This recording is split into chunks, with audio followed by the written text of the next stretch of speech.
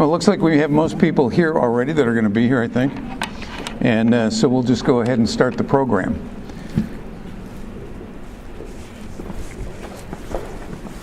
Next, then would please rise for the colors of the national anthem.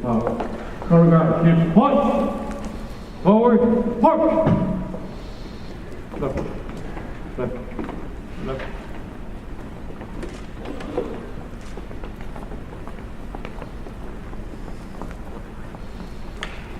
Color guard, up, left, face. Next one. Present, hug.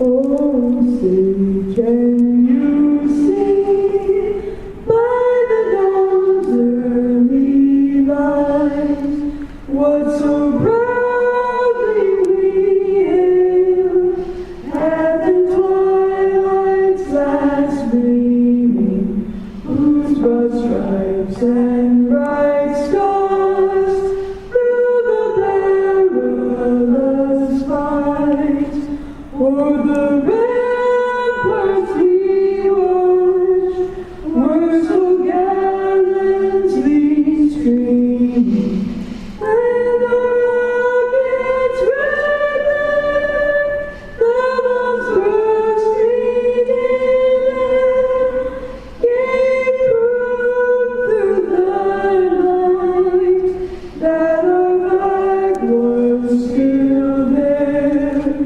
Oh, say does that star-spangled banner yet wave o'er the land of the brave and the home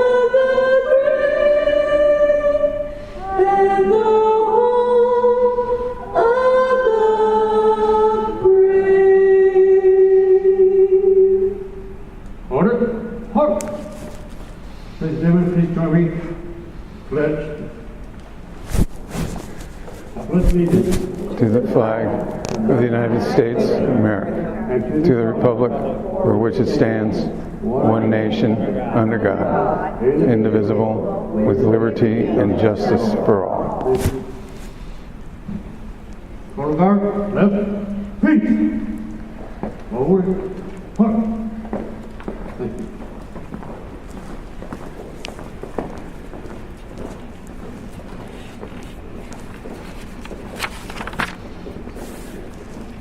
These are members of the American Legion, Donald N. Thompson, Post 655. I'd like to thank them for their participation.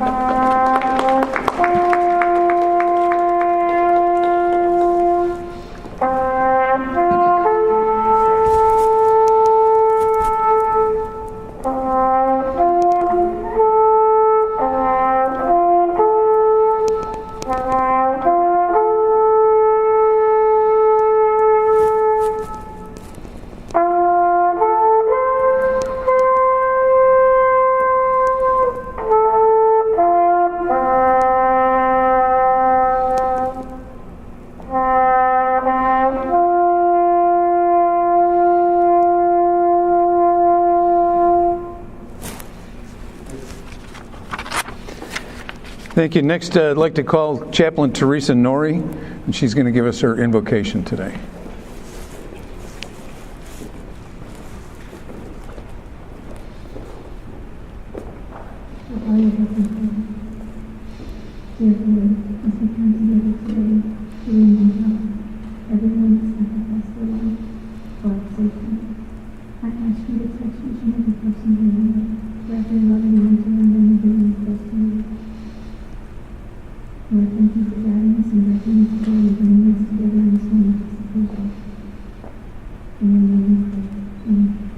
Amen.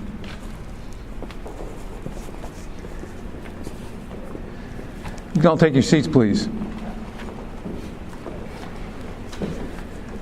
going to make a few remarks, and then we're going to ask Amanya Shore, the library director, to come up and give us a few words. This is the second of two exhibitions that we have done here in the Fort Worth Central Library. The first one was on the mobilization of the war.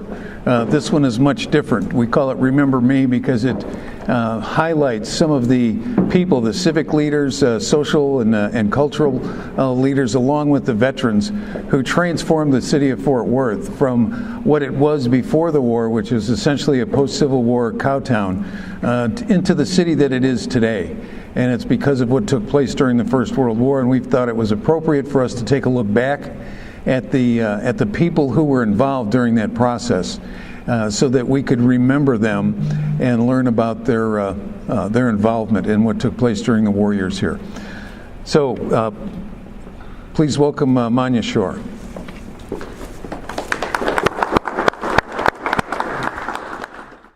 Good afternoon.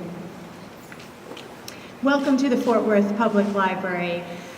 This is a day to be outside, let's be honest. It's a tough day to get people in, but not to worry. What I want to assure you in is that last year when we hosted the first round of the exhibit, the length of the exhibit, it was 2 months?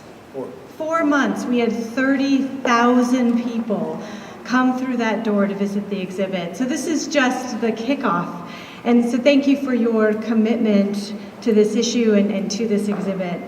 The library is a civic space where people gather, right? And the library in Fort Worth has been here, not in this space, not in this building, but in this city since 1901. We love to collaborate with other groups to host events like this one. This exhibit and so many exhibits that we have here in our gallery celebrate the rich history of this city. And if you haven't had a chance, please take some time to look at this piece of art that was put together by students at Aledo High School. It is absolutely striking. We would love for you to engage with your public library more, whether that's here at the Central Library or at a branch closer to your home, or even if you live in another city, please use your city's library. We have upcoming World War I monthly movies and 6 unique lectures planned. You can find all information about those upcoming events in the program. If you don't have one of those, they have them at the table right over here. We would love for you to help us share the story of these patriots by bringing friends, colleagues, and family back with you to learn more about the history and artifacts that so many of our partners and contributors have gathered for this exhibit. To give you a little bit more information about those partners, I turn it back over to Jim. Thank you so much for coming today. Anya, here. Thank you. This is a victory pin, and that's one of our partners. Thank you. Thank you so much for having me. Thank you. I'm going to tell you a little bit about the exhibit here so that you can participate with that after we're finished. First of all, I'd like to thank the Sawyer family for being here for the musical entertainment. They're going to do some more for you here after the recognitions, and do a little bit more as we go in for the reception and the refreshments. The exhibit is divided up into a number of different aspects here. We have artifacts downstairs in vitrine cases. We have artifacts at the entryway. The far gallery, the West Gallery, is about the Red Cross primarily. Here in this gallery we have a number of things. The 2 by 3 foot panels that you see around the walls deal with many different aspects of life here in Fort Worth during the war, whether it was social and cultural, whether it was business and economics, deals with civic leaders, and it deals of course with Camp Bowie and the formation of the 3 Royal Flying Corps airfields here. The long white list that you see are the enlisted people who enlisted here in Tarrant County during the war. There's over 5,000 names on the tall banners, and need to thank Bill Morris, who's not with us today, but Bill Morris and Irvin Hauk for helping us not only identify those people, but identify what cemeteries they were located in, so that over the past week or so, our partners from the Daughters of the American Revolution put wreaths at the cemeteries of 66, I guess almost 72 cemeteries here in Tarrant County to commemorate all of the veterans who are here. The sculpture that Manya mentioned was something that was done by the Aledo High School art students. We gave them the project and told them that there were over 7,000 veterans buried here in Tarrant County, and asked them to somehow depict that for us. And we know they went through a number of different ideas. What they came up with, if you look very closely, you're going to find that sculpture is made up of 7,696 little soldiers. And that's the number of veterans that are buried here in Tarrant County. They're not all from here. Some of them are from Illinois and Wisconsin and Iowa and Canada and all places around the country. At first we didn't understand that, why all of these people were here. And then as we started to learn more, we realized that people from those states were part of the call-up that took place, and their units served here or trained here. And after they'd finished with the war and they went back home to a cold winter in Illinois or Wisconsin, they said, let's go back to Texas. And so that's why we have so many of them here. At the table behind you, you will find a series of books. One of the things that we asked from a community participation process was we sent out pages with blank poppies and a blank space for people to be able to write to soldiers. What we got back is almost 4,000 poppies from different schools, K through 12, and some senior citizens groups. And so I ask you to go through and read some of those. If anybody can read through more than 4 of them, I would like to know who you are. They are very touching notes to present-day soldiers as well as soldiers past. Something else you can do at the greeter's desk, there's some little round discs that have names on them. We have 200 of those. We're calling them dog tags. If you take the dog tag, you can try to find the name on the in the gallery here and learn a little bit more about those people. There are some stunning stories here. As we started going through the names, we found things like brothers and sisters who served, brothers who served together, not in the same units, but they came from the same families and they served. We found evidence of the 359th Regiment, for instance, that suffered major casualties in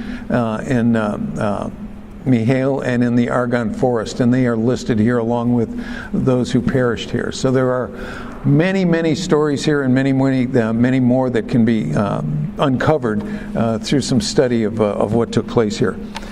As I mentioned, take a look at the economics of what took place here during the war. The city changed from a city of about 70,000 prior to the war starting to at one point in time, within about 6 or 8 months of the time that the war started, early 1918, the population here was close to 150,000 people. That sounds huge, and it is, but it's nothing compared to some of the small towns out west when the oil boom took place out there. And a lot of the oil discovery was spurred on by the need for oil for the war. We exported a number of things here out of Texas. We exported, obviously, people who entered the war, but we also exported lumber from East Texas. We exported oil, we exported cotton, and we exported livestock. The Fort Worth Livestock Exchange was the largest exchange in the world in 1917. Of that, cattle, sheep, and pigs left here in barrels, but mules and horses were taken live to Europe. There were over 22 million horses here when mules and horses here. When around the rest of the world there were much, much smaller numbers. And so we were exporting almost 1,000 live animals a day to Europe. Half of those, nearly 500 a day, were coming right here through Fort Worth, through the stockyards. So there's some amazing stories here, and we ask you to get involved and take a look and discover some of those. Now, all of this couldn't have happened without the help of a lot of people, and so we're going to take the time to recognize a few folks. Number one, we've got our sponsors who were very gracious in providing funding for this project. We also had to fund the previous project, and we had good supporters for that. Is there anyone here from the Fort Worth and Western Railroad today? Bill Davis and his group were one of our major sponsors. The Fort Worth Convention and Visitors Bureau, anybody here from there? Okay, they also helped out. Manya, if you would come back up. Where's Manya? Is she still here? Yeah, please. Okay. So, Manya, we have this plaque for you, and it reads, "Remember me, the legacy of the Great War, awarded in appreciation of the valuable contributions to the 2018 World War I exhibition. Remember me, Fort Worth Public Library." And that's. Thank you. Thank you so much. Thank you. Let's see, anyone here from the DeVos family? The DeVos Family Foundation was also a sponsor. I don't imagine we have anybody here from Humanities Texas down in Austin. Humanities Texas also helped out a great deal.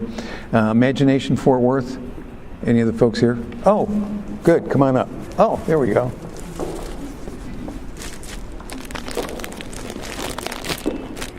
Of course. Oh, no, Lori, thank you very much. Such an honor. Oh, yeah. Lori and her group have been big supporters of not only this exhibit but the previous one. In fact, they were responsible for working with Aledo High School for the sculpture, which, by the way, is called Row on Row. And they were also responsible for distributing the poppies to the schools. Let's see.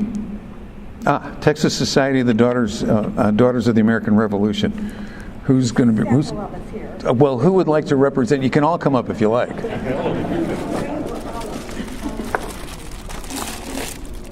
There we go. Okay.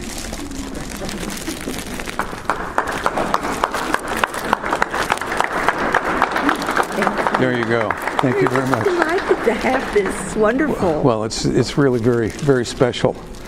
So. These are ladies from different chapters in the Fort Worth area.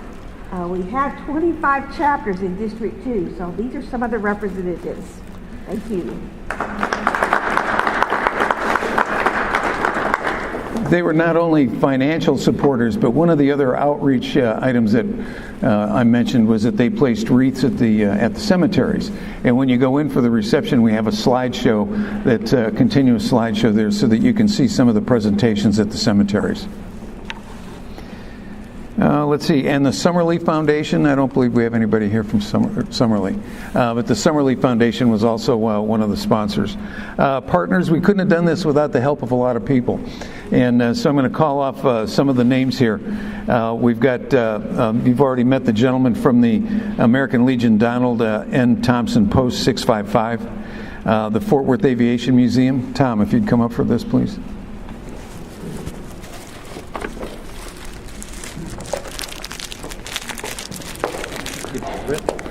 Well, yeah, Britt's handing it out, and we'll give it to you, so thank you. Thank you. The young lady behind us in the green and white sweater is Brittany Spraggins. Brittany was the project manager on this exhibit, and so I'd like to personally thank her right now.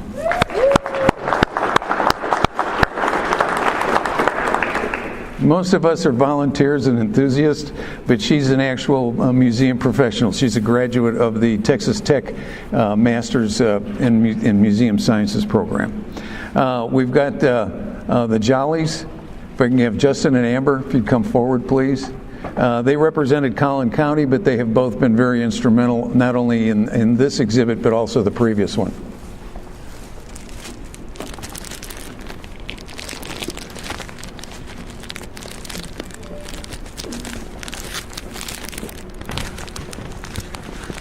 So here you go. Thank you, Amber. Thanks, Justin. Appreciate it.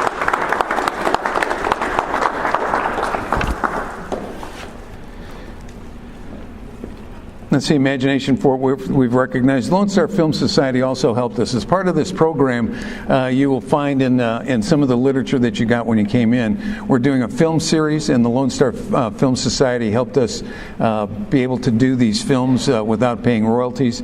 And we also have a lecture series. So we suggest that you come back during the course of the next 4 months for the films and for the lectures. National Archives of Fort Worth also helped us out quite a bit. Military Museum of Fort Worth, I don't believe Tyler's here today. But Tyler Alberts helped us throughout this process, and also provided most of the artifacts that you'll see downstairs and in the forward area. Do we have anybody here from the Tarrant County Archives? Okay, well, we'll get this to Dawn. Dawn Youngblood and Lynn Spalding helped out considerably throughout this entire process. We also had the assistance of the Tarrant County Historical Commission, and Doug, I'm going to present this plaque to you. I'll come to you. Good, thank you.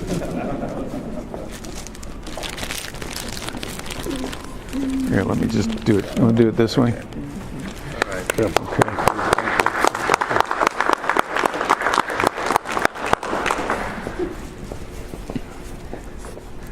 Doug was not the only member of the commission. I'm on the commission. Irvin Hauk is on the commission, and we've had a number of other people that have helped us throughout not only this presentation but the previous one also. Tarrant County Veterans Council named last week's Veterans Day Parade in honor of the First World War, and I was privileged to be the Grand Marshal for that, so we'd like to thank them. Texas Christian University also assisted us with some of the film portions. Texas Society of the Daughters of the American Revolution, we've already recognized. The Texas World War I Centennial Commemoration Group, we are officially part of that group. It's a grassroots effort. When Congress established the World War I Commemoration Commission, they did not fund it, and they did not provide people to go out to within the states and establish organizations within the states. So there have been a number of us that over the last several years have gathered together people. We've gathered together here in the state alone nearly 900 people and organizations who have been commemorating the First World War all across the state. So we started out with almost no recognition at all, and I think probably the biggest celebration took place about a week ago at Texas Memorial Stadium, or Darrell K. Royal Stadium down at the University of Texas. They had a commemoration for the First World War I veterans there. If you're not aware, that stadium is the largest World War I monument in the state of Texas. That stadium was built specifically for that, and there's a plaque out in front that has the names of all 5,000 plus World War I Texas veterans who lost their lives during the conflict. Let's see, and we were also sponsored by the World War I Centennial Commission, University of Texas at Arlington and their Special Collections Group, and then we had the Wilbur M. Curtis Texas Prince Hall Library Museum, and I'm going to ask Gail Hansen to take this.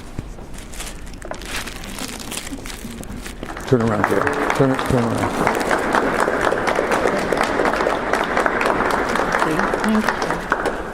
I'm going to tell a little story on Gail.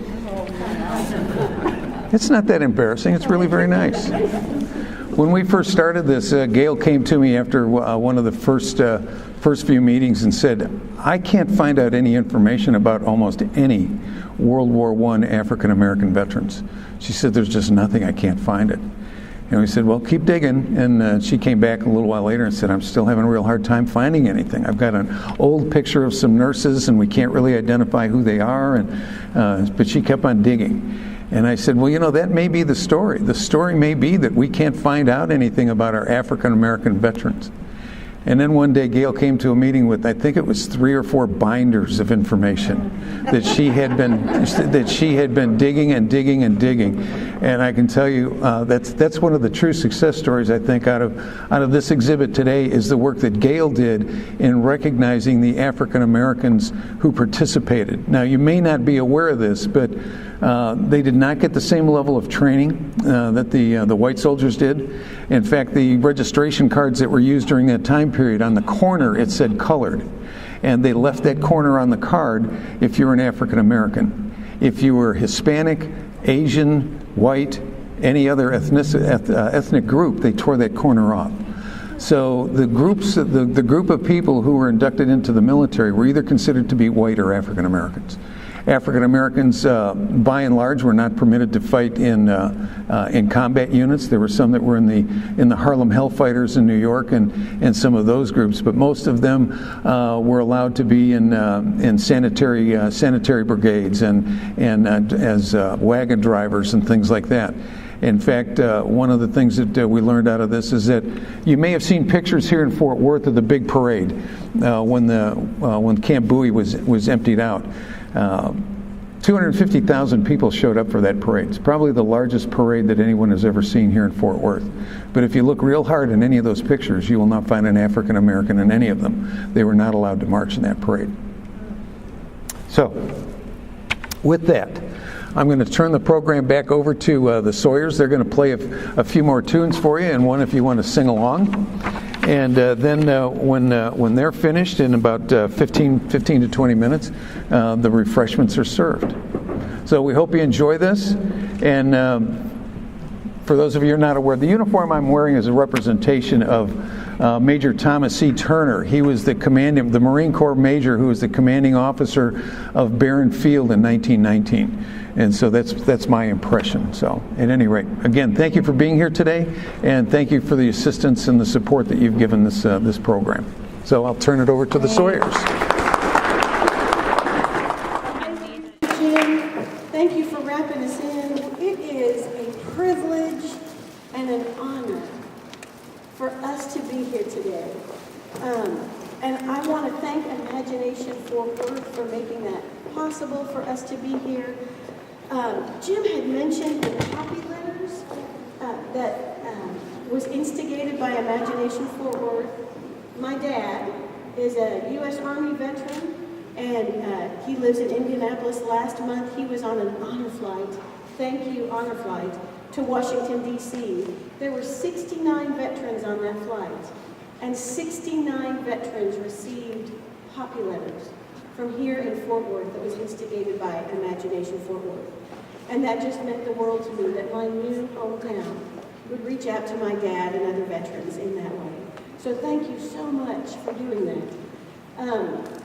We've had so much fun researching, looking into the music of that period, particularly 1915 to 1918, what people might have been hearing, what they might have been playing. We've learned all kinds of fun facts, like on the Western Front, most divisions had an entertainment corps, a marching band that was associated with their division. And so it was really fun to learn that music went out with the troops. And we're going to do some of that music today. Here's one you'll recognize, I know. It was written in 1918 by Irving Berlin as he was serving in the U.S. Army. And today it is still sung as a prayer and a plea. God bless America.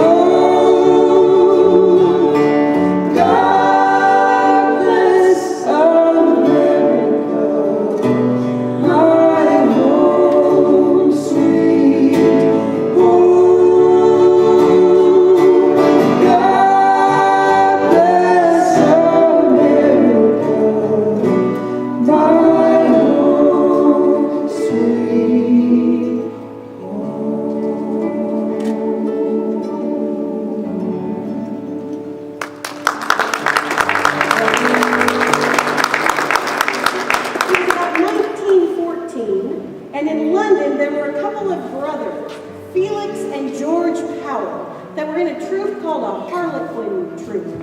And they wrote songs, and they wrote this song in a day, real quickly. And at the end of the day, they played it back for themselves, and they called it Piffle. And they put it in a drawer that they had labeled Duds. And then they heard of a competition in the United States that was looking for marches to send out and inspire the troops during World War I. They thought about this song, they pulled it out of the Dud drawer, and they sent it into this competition in the United States. Months later, they got a telegram that they had won the money associated with this competition, and Pack Up Your Troubles in an Old Kit Bag became a standard for World War I.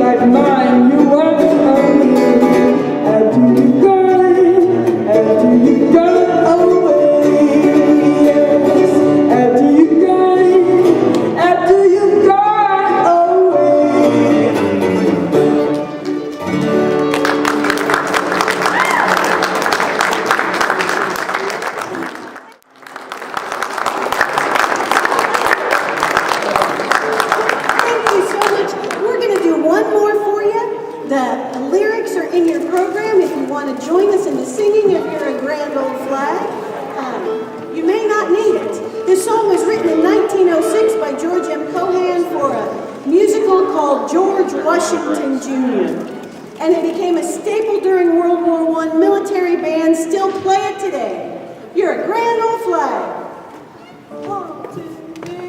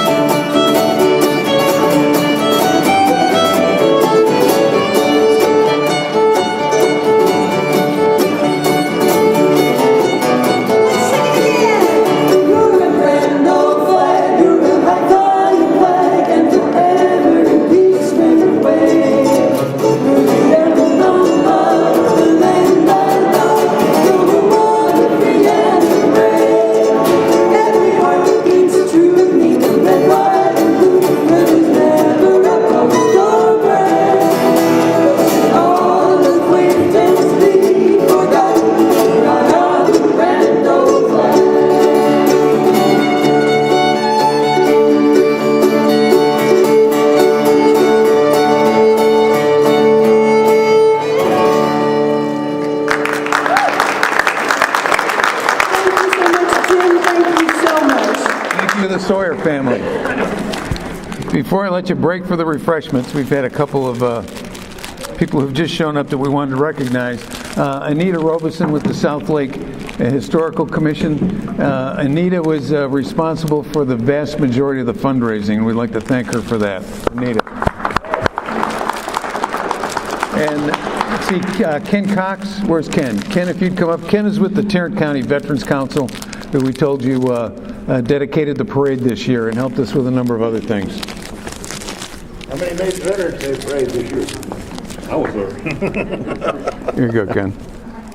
Two, that's not bad. There you go. Thank you. Well, thank you very much. Look over at the camera. Look over to your right. Right there. Okay. Thanks. Here, over there. Here, one more time. There we go. Okay. Thank you. Got it? Okay. Don't want to drop that. Next year we get another one from the 60th. It's centennials again, just not this one. Okay, and here's the last one. We wanted to recognize the students from Aledo, from the art department, who were here who helped this year with our sculptor and some of the other things, and Cynthia Andrews. So if any of you folks that are here from Aledo, please come forward.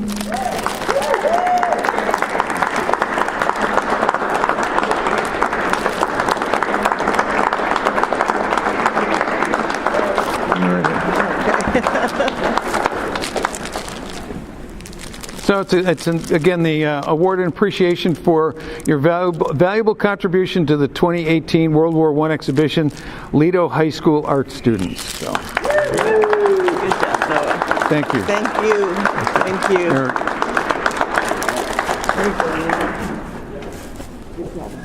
you. Okay, the mess hall is open. And while you're moving, I want you, Sarah Sawyer has her books here on the Code Talkers. If you're not aware of it, you may have heard about the Code Talkers in the Second World War, but they actually originated here in Fort Worth during the First World War. And she has a book that she's just written about that.